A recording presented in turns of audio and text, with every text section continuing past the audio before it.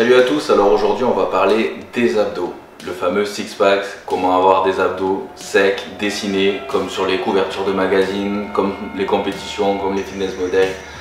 Alors c'est pas super simple, non, c'est super dur. Il faut avoir un entraînement de fou, une diète de fou et donc être super motivé.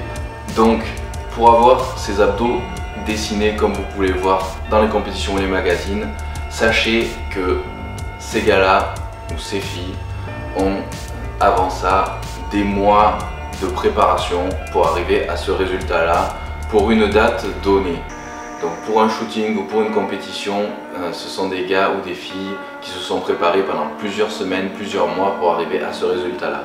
Et le reste de l'année, c'est très rare qu'il reste exactement comme vous pouvez le voir sur ces photos-là, dans les mêmes conditions. Donc en général, le reste de l'année, quand on est hors compétition, on est un petit peu plus gras qu'en compétition. Les abdos sont moins dessinés forcément. Donc là, comme vous pouvez le voir sur une de mes photos, il y a quelques années, je devais être aux alentours de 12%, à peu près à 85 kg. Donc vous pouvez apercevoir mes abdos, mais ils sont quand même pas ultra dessinés comme sur cette photo ici, là, un peu plus récente, où j'étais à 78 kg environ, mais juste après une compétition, donc j'étais à peu près à 6-7%. Donc ce qui veut dire que pour avoir des abdos visibles, il faut que vous ayez un taux de masse grasse entre 10 et 12% pour les hommes et entre 14-15 environ pour les femmes. Il faut avoir des abdos volumineux. Si vous avez des abdos sans avoir des abdos plats, même avec un taux de masse grasse bas, on ne les verra pas non plus de façon énorme. Alors que inversement, s'ils sont volumineux et que vous avez quand même une petite couche, vous les verrez quand même malgré le fait que vous ayez un peu de gras. Et ensuite, il faudra avoir l'eau entre la peau et le muscle, le moins d'eau possible, donc pour que vous ayez l'impression d'être encore plus sec, d'avoir vraiment la peau collée sur le muscle. Donc, pour pouvoir avoir ce taux de masse grasse, il faut que vous ayez une notion de à combien vous êtes de pourcentage de masse grasse. Donc pour ça, il y a plusieurs calculs. Vous avez certainement entendu parler de la fameuse balance à impédance métrique que vous pouvez trouver souvent dans les salles de sport ou chez votre médecin, diététicien, etc. Donc il faut se peser pieds nus, vous rentrez quelques données comme votre âge, votre taille, homme, femme, sportif ou non, etc. Et donc une approximation de votre taux de masse grasse, parce que en fait le taux d'eau que vous avez dans votre corps va influer sur le résultat. Donc c'est-à-dire que si vous faites plus de rétention d'eau un jour que l'autre, ça va fausser les résultats. Et donc surtout pour les sportifs, c'est pas fiable du tout. Donc si malgré tout vous voulez l'utiliser, je vous conseille de vous peser tous les jours, pas tous les jours, mais je veux dire le matin à jeun, et dans les mêmes conditions à chaque fois, pour avoir disons une notion de à peu près. Ensuite, une mesure qui est beaucoup plus efficace, c'est avec la pince applicutanée. Donc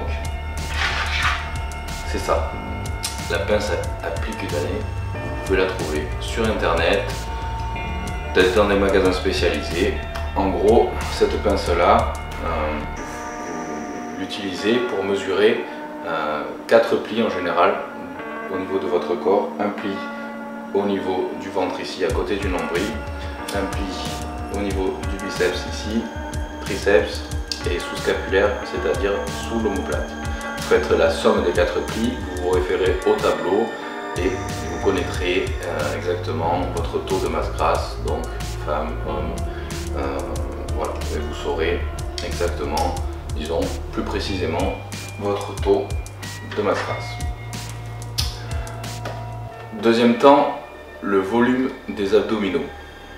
Donc super important, je vois beaucoup dans les salles de muscu des mecs qui font des séances d'abdominaux, des centaines et des centaines d'abdos sans jamais les sentir, bien sûr, parce que donc ils deviennent super endurants au niveau des abdos, mais jamais ils n'auront le volume. Donc il les travaille au final en endurance, mais sans sentir vraiment, réellement le muscle. Vous devez sentir votre muscle travailler au bout déjà de la 10e répétition, voire même avant. Entre 10 et 15 répétitions, vos abdos doivent déjà cramer. Donc c'est que si vous en faites sans le sentir cramer, c'est que vous ne les faites pas correctement. Et il faut revoir tout ça au niveau de la contraction, que chaque contraction brûle, chaque contraction. Donc il faut vous trouver des exercices qui fonctionnent sur vous et pour lesquels vous sentiez vraiment, réellement le muscle travailler. Donc pour ma part, je les travaille soit en début de séance, donc en guise d'échauffement, soit en fin de séance, soit un jour en plus quand je fais pas de muscu ou alors avec le cardio. Et je les travaille en général sous forme de circuit de 3 exercices enchaînés. Et ce circuit, je le fais 4-5 fois et ça dure à peu près un quart d'heure. Donc tous les 2 jours, parce que il faut quand même un minimum de temps pour récupérer. Donc je vous conseille pas de les faire tous les jours, mais plutôt tous les 2 jours. Donc 3 fois par semaine au début, c'est déjà vraiment pas mal. 3 fois par semaine, un quart d'heure. Donc focalisez-vous sur la contraction vraiment musculaire sur chaque répétition. Chaque répétition doit brûler. Et enfin, l'eau entre la peau et le muscle. Le plus bas possible. Donc, pour vous reparler des compétiteurs, des fitness models qui se préparent pour un événement précis et qui ont vraiment la peau collée sur le muscle, c'est parce que sur les dernières semaines, on fait des techniques recharge et décharge glucidique. C'est très compliqué, c'est vraiment à utiliser pour les professionnels. C'est en 2 mots, vous réduisez sur 3-4 jours, voire 5 jours, les glucides quasiment au minimum, en augmentant l'eau, en augmentant le sel.